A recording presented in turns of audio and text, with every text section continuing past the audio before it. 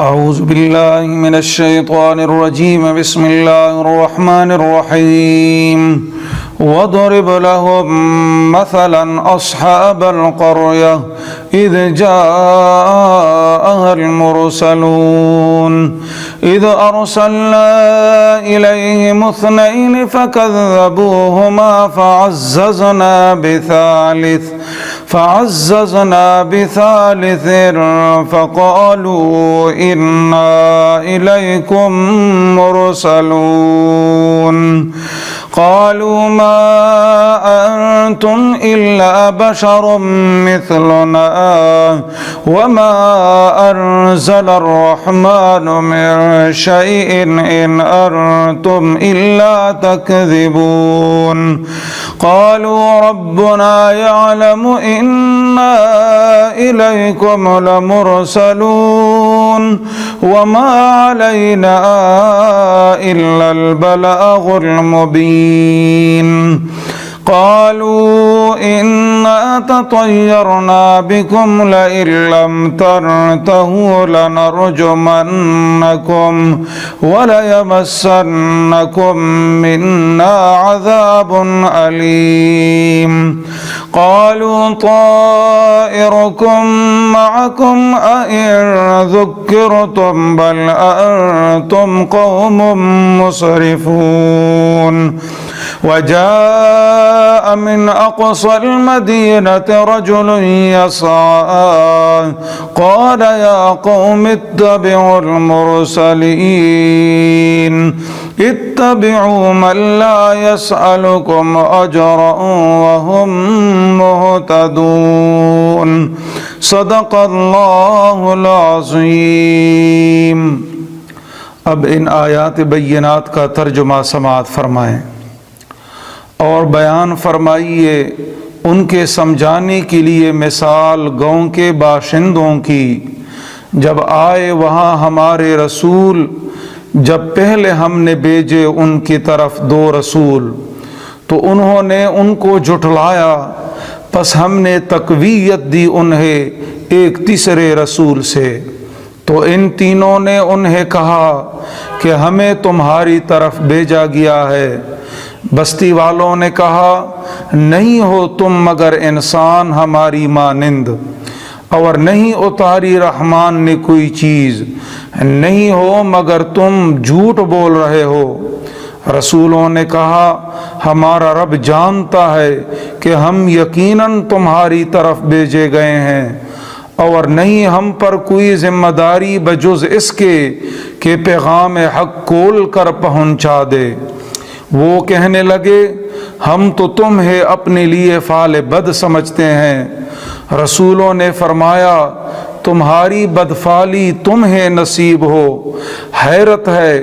اگر تمہیں نصیحت کی جاتی ہے تو تم دھمکیاں دینے لگتے ہو، بلکہ تم لوگ حد سے بڑھ جانے والے ہو۔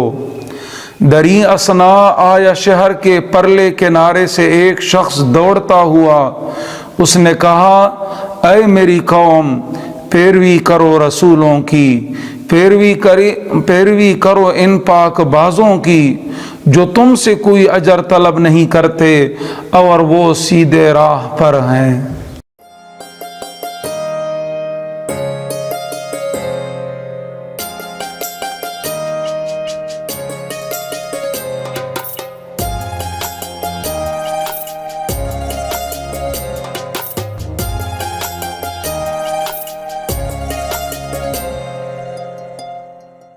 نحمده ونصلي ونسلم على رسوله الكريم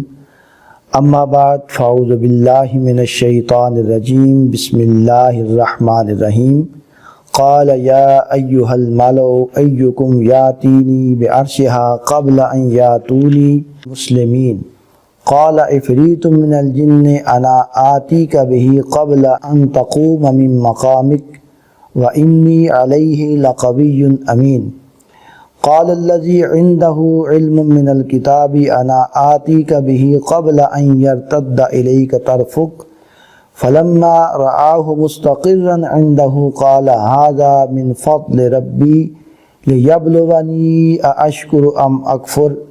ومن شکر فإنما یشکر لنفسہ ومن کفر فإن ربی غنی کریم۔ صدق اللہ مولانا العلی العظیم، سیدنا کریم صلی اللہ علیہ وآلہ وسلم۔ معزز سامعین و ناظرین کرام، عقیدہ توحید کے بیان کے ضمن میں ہم نے قرآن پاک کی مختلف آیات کے پیش نظر عقیدہ توحید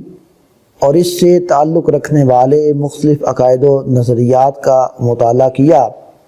اور تفسیر ضیاء القرآن کی روشنی میں اس عقیدہ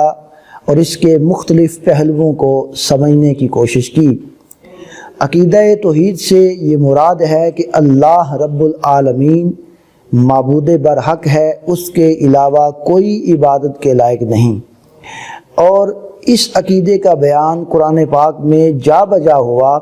کیونکہ اسلام کی بنیاد ہی اسی عقیدہ توحید پر ہے۔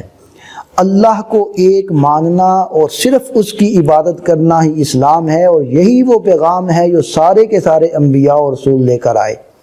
اور اللہ رب العالمین نے قرآن پاک میں جا بجا ان لوگوں کو سمجھایا جو بتوں کی پوجا کیا کرتے تھے کہ بت عبادت کے لائق نہیں، اور رب تعالیٰ نے ان کی بے بسی اور لاچاری کا بھی تذکرہ فرمایا۔ اس کے ساتھ ساتھ اللہ رب العالمین نے اپنی قدرت کاملہ کا بھی تذکرہ فرمایا کہ ایک طرف تو وہ بت ہیں جو لکڑی اور پتھر کی بنی ہوئی مورتیاں ہیں، بے جان ہیں، وہ کچھ نہیں کر سکتے، اور دوسری طرف اللہ رب العالمین نے اپنے محبوب اور برگزیدہ بندوں کو عظمتیں اور شانیں عطا فرمائی ہیں اور انہیں اختیارات سے نوازا ہے۔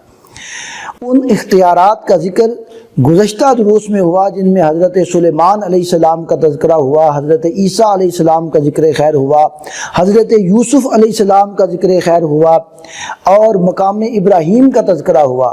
یہ انبیاء کرام ہیں جنہیں اللہ رب العالمین نے یہ عظمت و شان عطا فرمائی ہے، اور ساتھ ہی ساتھ صفا و مروہ کا بھی تذکرہ ہوا، اور یہاں پر ایک اللہ کی بندی کی عظمت و شان بیان ہوئی کیونکہ وہ حضرت ہاجرہ علیہ السلام ہیں، عورت ہیں، وہ نبی نہیں ہیں، لیکن اللہ تعالیٰ اپنے بندوں کو جس کو چاہے شان اور عظمت عطا فرما دیتا ہے۔ تو آج کے درس میں ہمارے پیش نظر قرآن پاک کی وہ آیات ہیں جن میں اللہ رب العالمین نے اپنے ایسے بندوں کی عظمت و شان بیان فرمائی ہے جو اگرچہ مقام نبوت پر تو فائز نہیں ہوئے، لیکن اللہ رب العالمین نے انہیں عظمتوں سے نوازا ہے۔ قرآن پاک نے ملکہ بلقیس کا واقعہ ذکر کیا ہے، اور حضرت سلیمان علیہ السلام کا تذکرہ بھی یہاں پر موجود ہے۔ حضرت سلیمان علیہ السلام نے اسلام کی دعوت دی، ملکہ بلقیس کی طرف خط بھیجا، اور جب اس نے وہ خط وصول کیا تو اس نے اپنے درباریوں سے مشورہ کیا کہ کیا کرنا چاہیے۔ اس دعوت کو بلا سوچے سمجھے قبول بھی نہیں کیا جا سکتا، اس لیے اس نے سوچا کہ پہلے حضرت سلیمان علیہ السلام کی طرف کچھ تحائف بھیجے جائیں۔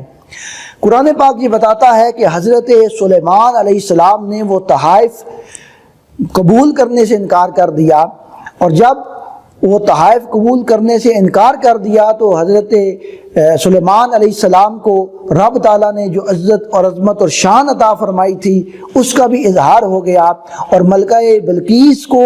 ہدایت کی طرف رہنمائی ملی، اور وہ سمجھ گئی کہ یہ کوئی عام بادشاہ نہیں ہے بلکہ اللہ کے نبی ہیں۔ چنانچہ وہ وہاں سے چلی اور حضرت سلیمان علیہ السلام کی بارگاہ میں حاضر ہونے کا فیصلہ کیا۔ تو حضرت سلیمان علیہ السلام نے اپنے درباریوں کو کہا کہ تم میں سے کوئی ہے جو اس کے آنے سے پہلے اس کا تخت لا سکتا ہے؟ تو قرآن پاک فرماتا ہے قال یا ایھا الملک ایکم یاتینی بعرشھا، آپ نے فرمایا اے میرے درباریوں، کون تم سے لے آئے گا میرے پاس اس کے تخت کو، قبل ان یاتونی مسلمین، اس سے پہلے کہ وہ آ جائیں میری خدمت میں فرما بردار بن کر۔ قال عفریت من الجن انا آتیک بہ قبل ان تقوم من مقامک، عرض کی ایک عفریت نے جنات میں سے، حکم ہو تو میں لے آتا ہوں آپ کے پاس پیش از کہ آپ کھڑے ہوں اپنی جگہ سے۔ قال الذی عنده علم من الکتاب وانی علیہ لقوی امین، اور بے شک میں اس کو اٹھا لانے کی طاقت بھی رکھتا ہوں اور امین بھی ہوں۔ قال الذی عندہ علم من الکتاب، عرض کی اس نے جس کے پاس کتاب کا علم تھا، انا آتی کا بھی قبل ان یرتد الیک طرفک، اجازت ہو تو میں لے آتا ہوں اسے آپ کے پاس اس سے پہلے کہ آپ کی آنکھ جھپکے۔ فلما رآہ مستقرا عندہ، پھر جب آپ نے اسے دیکھا کہ وہ رکھا ہوا ہے آپ کے نزدیک، قال ھذا من فضل ربی، تو فرمانے لگے یہ میرے رب کا فضل و کرم ہے، لیبلونی اشکر ام اکفر، تاکہ وہ مجھے آزمائے کہ آیا میں شکر کرتا ہوں یا ناشکری کرتا ہوں۔ تو قرآن پاک نے یہ سارا واقعہ یہاں پر ذکر فرمایا ہے، اور حضور جلال امت رحمۃ اللہ تعالی علیہ اس کی تفسیر میں لکھتے ہیں حضرت سلیمان علیہ السلام نے بلقیس کے تحائف قبول کرنے سے انکار کر دیا تو اس کے قاصد انہیں واپس لے گئے اور سارا ماجرا اپنی ملکہ سے جا کر کہا۔ وہ سمجھ گئی کہ آپ بادشاہ نہیں ہیں اور ان کا مقابلہ کرنے کی اس میں ہمت نہیں، لیکن ایمان لانے سے پہلے وہ آپ کا اور آپ کے احوال کا خود مشاہدہ کرنا چاہتی تھی۔ چنانچہ شاہی تجھ کو احتشام کے ساتھ وہ آپ کی طرف روانہ ہوئی۔ جب وہ قریب پہنچی تو آپ نے چاہا کہ اسے اپنے رب قدوس کی قدرت کاملہ کا ایک اور بین ثبوت دکھائیں، نیز اس پر یہ امر بھی واضح کر دیں کہ اللہ تعالیٰ نے آپ کو کتنی عزت اور کمال عطا فرمایا ہے کہ آپ کے غلاموں میں بھی ایسے باکمال لوگ موجود ہیں جو ایسے کرشمے دکھا سکتے ہیں۔ چنانچہ آپ نے اپنے درباریوں سے مخاطب ہو کر فرمایا، تم میں سے کون بلقیس کے شاہی تخت کو اس کے یہاں پہنچنے سے پہلے لا سکتا ہے؟ جنوں میں سے ایک طاقتور جن اٹھا اور دست بستہ عرض کرنے لگا کہ اگر اس خادم کو حکم ہو تو اس مجلس کے برخاست ہونے سے پہلے اسے یہاں پہنچا دوں، اگرچہ وہ بڑا بھاری بھرکم ہے اور مسافت بھی 1500 میل سے زیادہ ہے، لیکن میں قوی ہوں، ایسا کر سکتا ہوں، اور میں امین بھی ہوں۔ جو قیمتی جواہرات اس میں جڑے ہوئے ہیں ان میں ہرگز خیانت نہیں کروں گا۔ آپ نے اس کی پیشکش کو قبول نہ فرمایا، گویا آپ کو یہ گوارا نہ ہوا کہ آپ کا کوئی درباری اس معمولی کام کے لیے بھی اتنی لمبی مہلت مانگے۔ چنانچہ ایک اور آدمی کھڑا ہوا، اس نے مؤدبانہ التماس کیا کہ اگر مجھے ارشاد ہو تو آنکھ جھپکنے سے پہلے تخت کو وہاں سے اٹھا کر آپ کے قدموں میں لا کر رکھ دوں گا۔ آپ نے اجازت مرحمت فرمائی، اور جب آپ نے آنکھ کھولی تو تخت وہاں موجود تھا۔ آپ نے اپنے ایک خادم کی اس قوت کا مشاہدہ کیا تو دل میں غرور و نخوت کے جذبات پیدا نہیں ہوئے، بلکہ فوراً سراپا سبات نیاز بن کر اپنے مولا کریم کا شکر ادا کرنے لگے۔ عرض کیا یہ میرے رب کا فضل و کرم ہے جس نے مجھے اتنی عزت اور سرفرازی بخشی ہے کہ میرے خدام ایسا کام کر سکتے ہیں۔ اس کے بعد فرمایا یہ فضل بہت بڑی آزمائش ہے، اللہ تعالیٰ مجھے آزمانا چاہتا ہے کہ میں اس کی عنایات جلیلہ پر اس کا شکر ادا کرتا ہوں یا ناشکری کا اظہار کرتا ہوں۔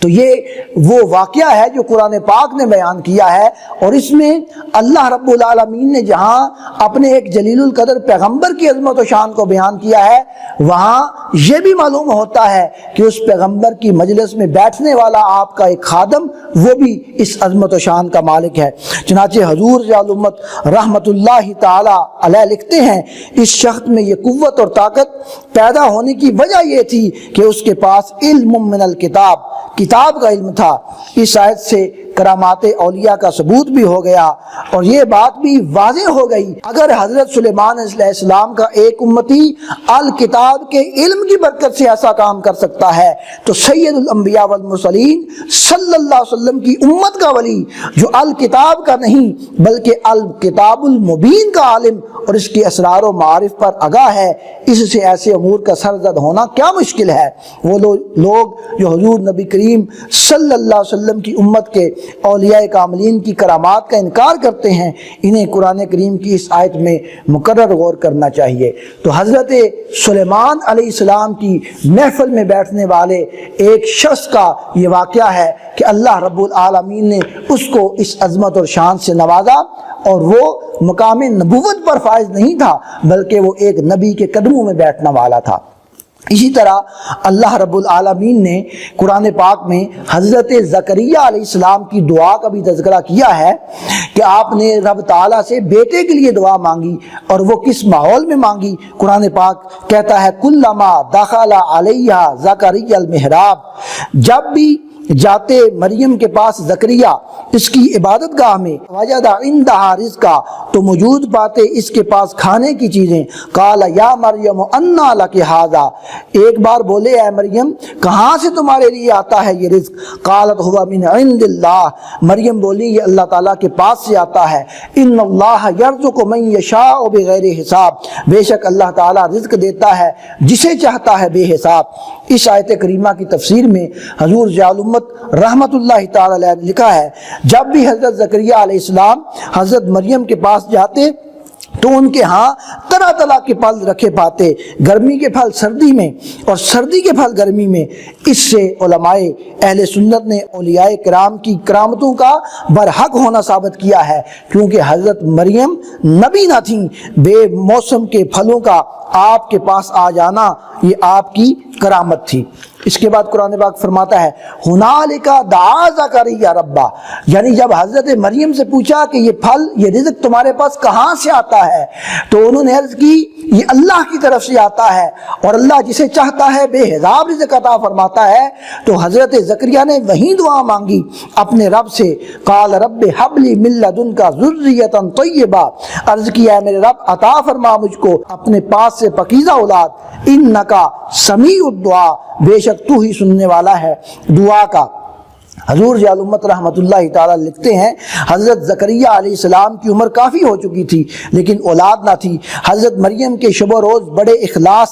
سے محو عبادت رہنے کے باعث ان کے دل میں بھی اولاد کی آرزو بیدار ہو گئی اور عرض کرنے لگے اے رب اگرچہ میں بوڑھا ہو چکا ہوں اور میری بیوی بانجھ ہو چکی ہے اور اولاد پیدا ہونے کا عام وقت گزر چکا ہے، لیکن تو وہ کریم اور قادر ہے جو اس مکفل حجرے میں مریم کو بے موسم کے پھل عطا فرماتا ہے، تیرے کرم سے کیا بعید ہے اگر تو مجھے بھی نیک بخت اور پاک اولاد عطا فرما دے۔ حضور ضیاء الامت رحمت اللہ تعالیٰ لکھتے ہیں اس سے یہ بھی معلوم ہوا کہ نیک اولاد کے لیے دعا کرنا انبیاء کرام کی سنت ہے، اور یہ بھی معلوم ہوا کہ مبارک مکان میں مبارک وقت میں کسی اللہ کے محبوب کے پاس کھڑے ہو کر جو دعا کی جاتی ہے اس کو اللہ تعالیٰ اپنے فضل و کرم سے منظور فرمایا کرتا ہے، کیونکہ حضرت مریم علیہ السلام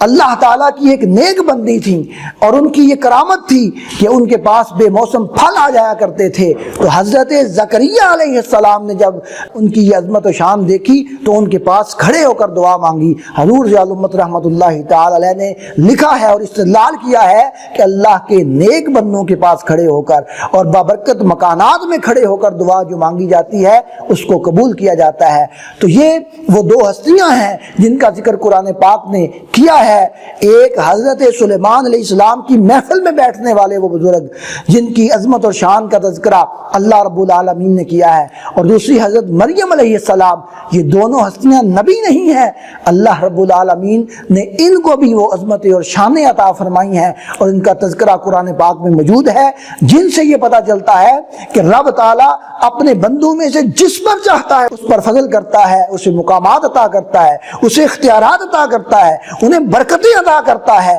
اور ان کو یہ مقام عطا کرتا ہے کہ ان کی محفل میں کھڑے ہو کر جس مکان میں وہ تشریف فرما ہوتے ہیں وہاں پر برکتیں ہی برکتیں ہوتی ہیں، اور ان کے پاس کھڑے ہو کر اگر بارگاہ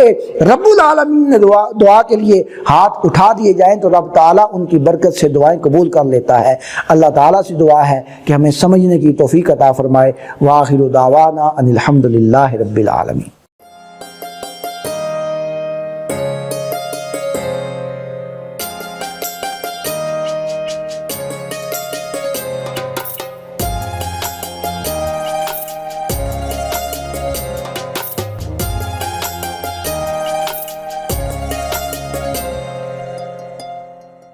بسم اللہ الرحمن الرحیم،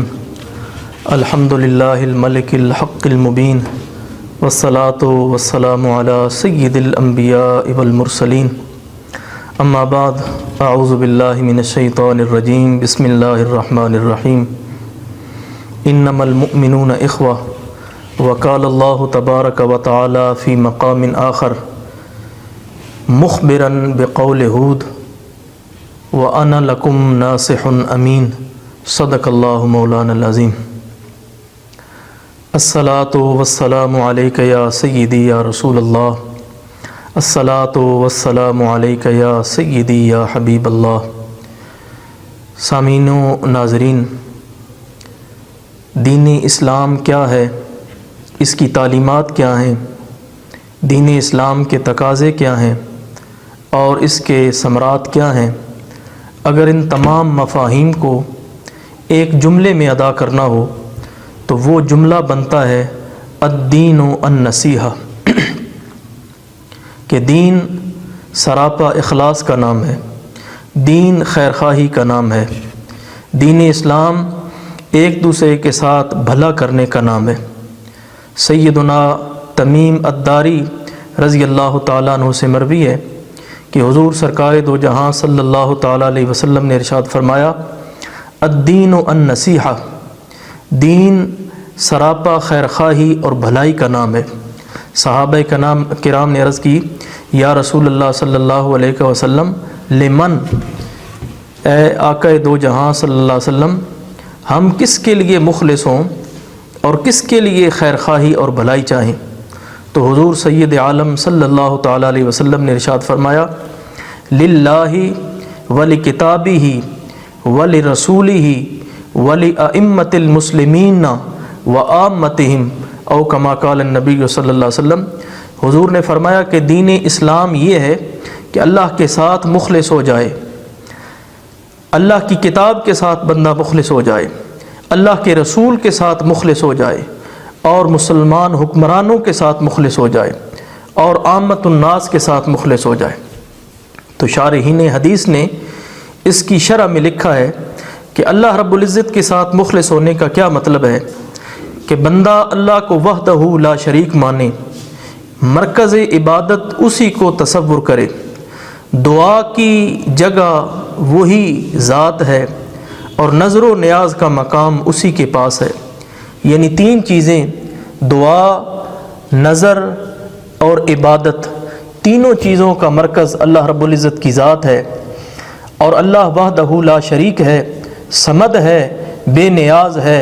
فاطر السماوات والارض ہے، لا تأخذہ سنۃ ولا نوم کی شان والا ہے۔ یہ ہے کہ اللہ کے ساتھ مخلص ہونا، اور اللہ کی کتاب کے ساتھ مخلص ہونے سے مراد یہ ہے کہ اللہ رب العزت کی کتاب قرآن حکیم کو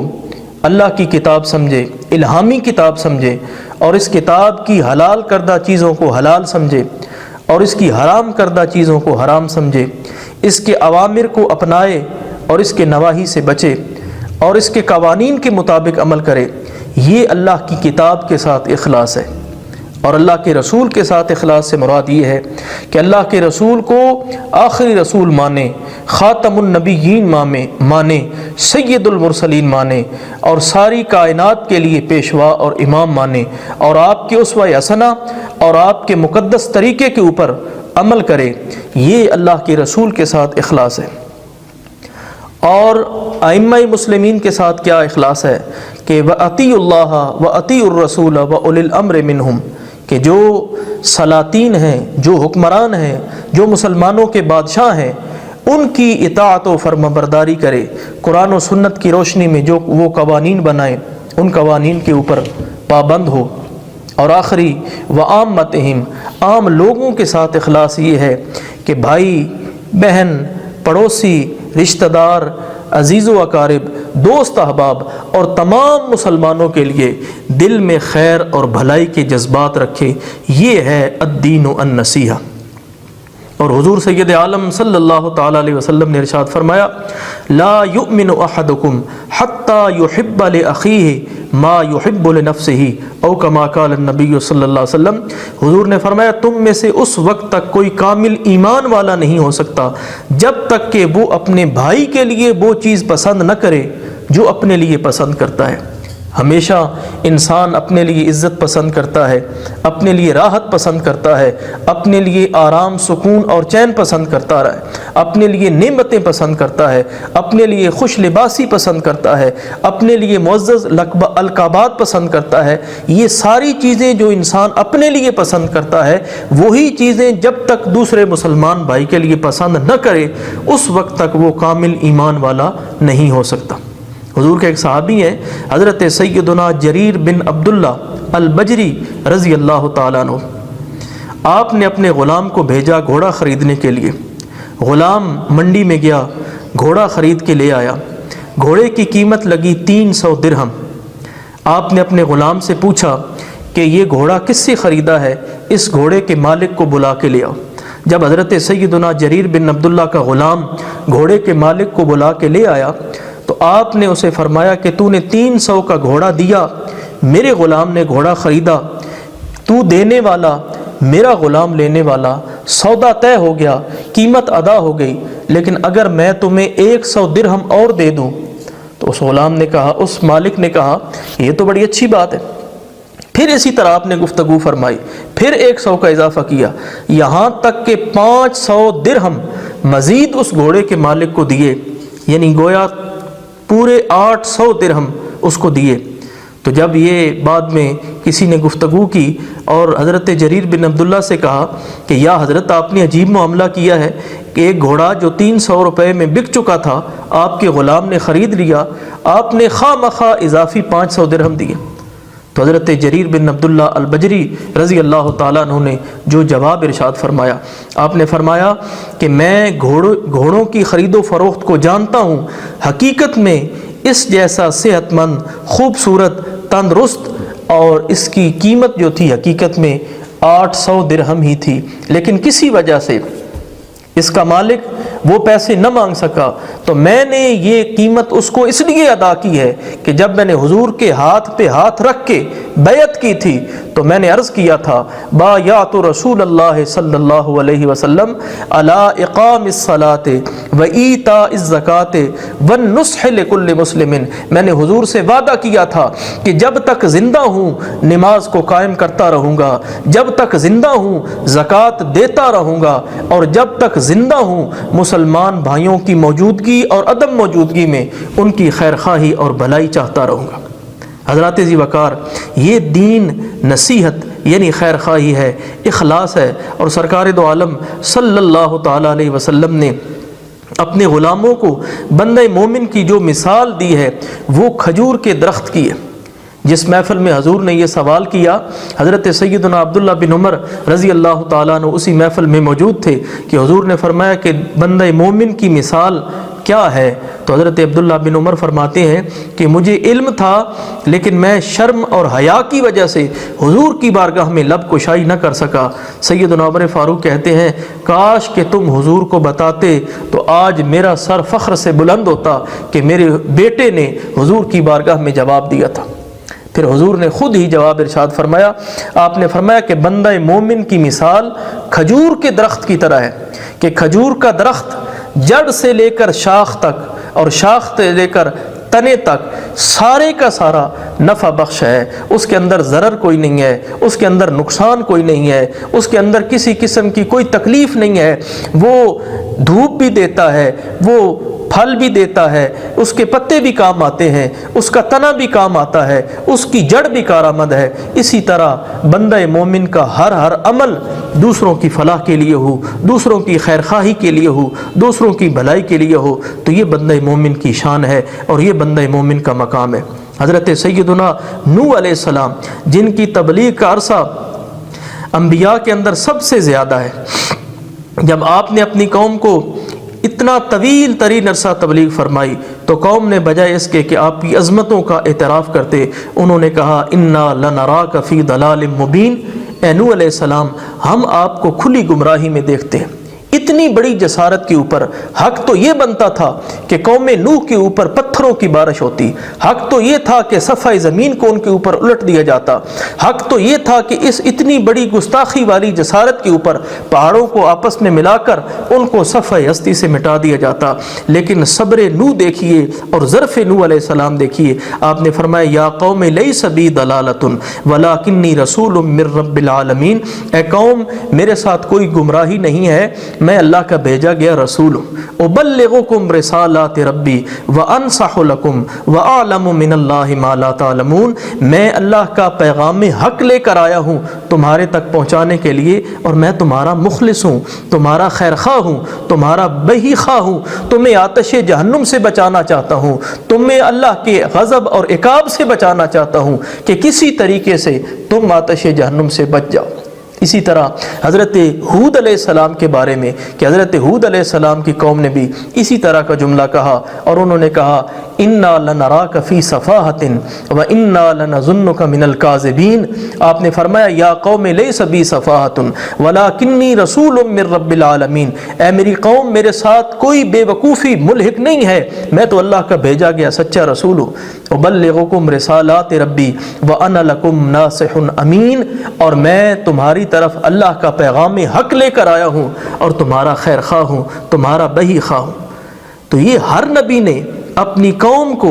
دین کا یہی سبق دیا کہ دین کیا ہے، دین اخلاص کا نام ہے، دین بھلائی کا نام ہے، دین خیر خواہی کا نام ہے۔ حضور نے فرمایا ما آمن بی من بات وجارہ جائع فی جنبہ، او کما قال، حضور نے فرمایا وہ شخص ایمان والا نہیں ہے کہ جو خود تو سیر شکم ہو اور اس کے پڑوس میں اس کا پڑوسی بھوکا سویا ہوا۔ دوسرے مقام پر حضور نے فرمایا خیر الناس من ینفع الناس، لوگوں میں سے سب سے بہتر انسان وہ ہے جو دوسروں کے فائدے کے لیے، دوسروں کے نفع کے لیے، دوسروں کے بھلے کے لیے جیتا ہے۔ بندہ مومن کی زبان ہو اس سے خیر کے پھول جڑے، بندہ مومن کے اعضائے جسم ہو ان سے خیر نکلے، تو یہ بندہ مومن کی شان ہے۔ یہی دین ہے، یہی اسلام کی، یہی دین کی تعلیمات ہیں کہ دین کے اندر اخلاص ہے۔ دین اسلام کے معاملات ہوں، عبادات ہوں، معاشرت ہو، اخلاقیات ہو، سیاست ہو، ہر شعبے کے اندر اخلاص ضروری ہے۔ اس لیے سرکار دو عالم صلی اللہ تعالیٰ علیہ وسلم نے اپنے غلاموں کو دین اسلام کی جو جامع تعریف عطا فرمائی وہ الدین و النصیحہ، کہ دین سراپا خیر خواہی کا نام ہے، دین سراپا سوختن اندر طلب، انتہائش عشق آغازش ادب۔ اللہ کریم ہمیں اپنے مسلمان بھائیوں کی خیر خواہی اور بھلائی چاہنے اور ان کے ساتھ حسن سلوک کرنے کی توفیق عطا فرمائے۔ وآخر دعوانا ان الحمد للہ رب العالمین۔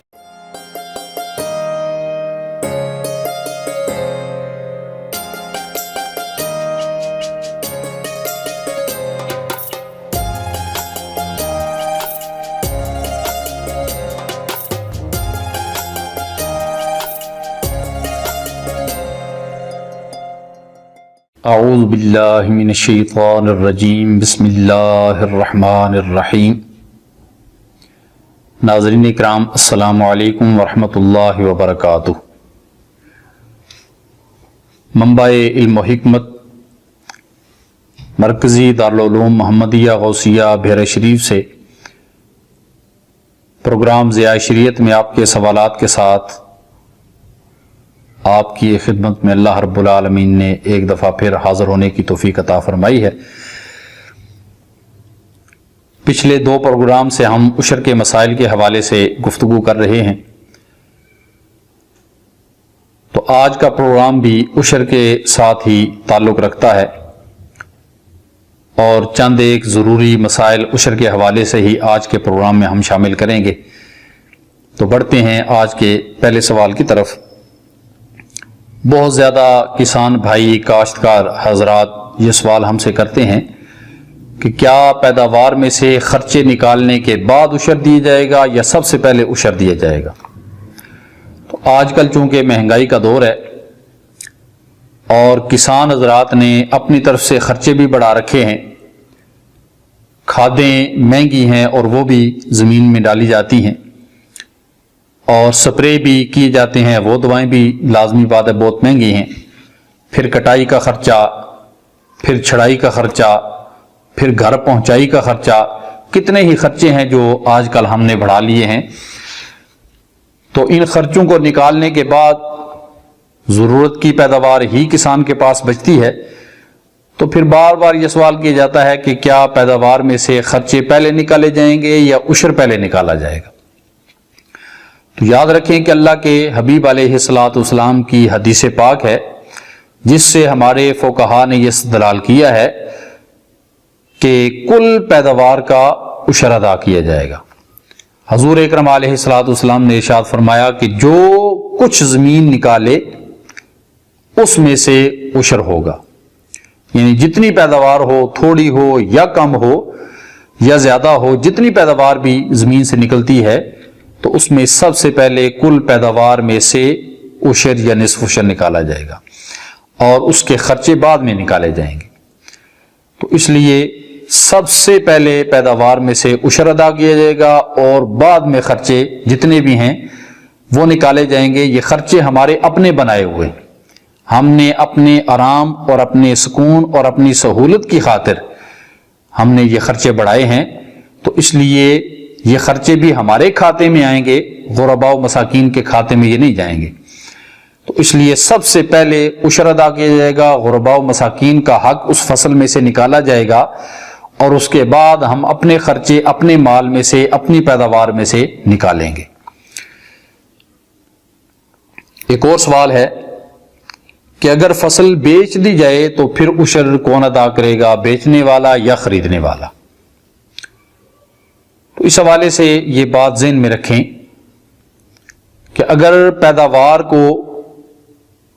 اس کے فوائد و ثمرات ظاہر ہونے سے پہلے، یعنی پھل نکلنے سے پہلے، پکنے سے پہلے بیچ دیا گیا،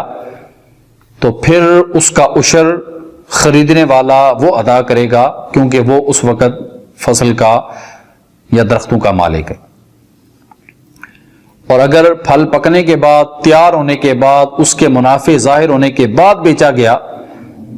تو پھر اس کا عشر بیچنے والے پر ہوگا۔ ہمارے یہاں سرگودے کے گردرواہ میں چونکہ کنو کے بہت زیادہ باغات ہیں، تو یہاں کنو کی فصل، ابھی کنو لگ رہے ہوتے ہیں، ابھی ان کے پھول ہوتے ہیں، تو اس کو بیچ دیا جاتا ہے، اور پھر وہ بعد میں تیار ہوتے ہیں، پکتے ہیں، اور پھر ان کو کاٹا جاتا ہے۔ تو اس لیے اگر پھل ظاہر ہونے سے پہلے، پکنے سے پہلے بیچ دیے جائے تو پھر عشر خریدنے والا ادا کرے گا، اور اگر ابتدائی مراحل میں ہیں، ابھی پھل نہیں پکا، ابھی اس کے منافع ظاہر نہیں ہوئے، اور پھر بیچ دیا گیا، تو پھر وہ اس کا عشر جو ہے وہ بیچنے والا ادا کرے گا۔ سوال ہے کہ کیا عشر میں اسی فصل کا 10واں حصہ اسی فصل کا دیا جائے گا بطور عشر، یا اس فصل کے، اس پیداوار کے علاوہ کوئی اور چیز بھی بطور عشر دی جا سکتی ہے؟ یعنی گندم ہے تو کیا گندم کا 10واں حصہ ہی عشر میں دینا ہے، یا اس کے بدلے میں کوئی قیمت، کوئی رقم یا چاول یا کوئی اور چیز دی جا سکتی ہے؟ تو ضرور گندم کا عشر دینا ہے تو گندم کی صورت میں ہی دیا جا سکتا ہے کہ اسی گندم میں سے 10واں حصہ جو بنتا ہے وہ بطور عشر دے دیا جائے غرباء مساکین کو، اور اس کے بدلے میں کوئی اور چیز بھی بطور عشر دی جا سکتی ہے۔ یعنی عشر میں فرض کریں